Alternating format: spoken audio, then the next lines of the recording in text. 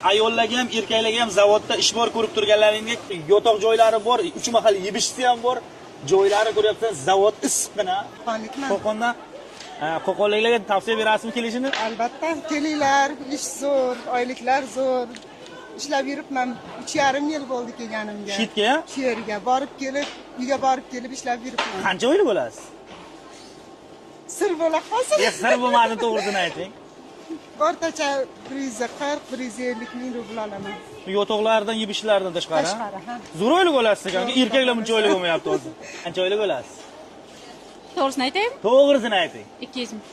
Yalg'on gapirmang. 200 ming. Hozir 200 ming desangiz, ishchilar kelib 200 ming ololmasa, sizni nima qiladi? Yo'q, ishlaganga bog'liq. Ha, ishlaganga bog'liq. Albatta. Siz bizga qanday ishlaysiz? Xatni qilaman har 10 kunda. Ha, bir oyga 3 marta xatni qilasiz. Ha. Yana 200 ming oylik olasiz. Albatta. Ayollar ko'p oylik oladi deydi, rostmi? Ha. Ishlaganingizga bog'liq. Bu yotoq joy 3 mahal yebishdan tashqari shuncha olasizmi? Ha. Rasxod yo'q. Yo'q. Siz donasiga pul olasizmi? Hech to'xtamayapsiz-da gapirsam. Ha, bu qaranglar, donasiga pul olasiz. Doskasiga pul olamiz. Qancha oylik oldingiz oldingi oy? 147. 147? Da.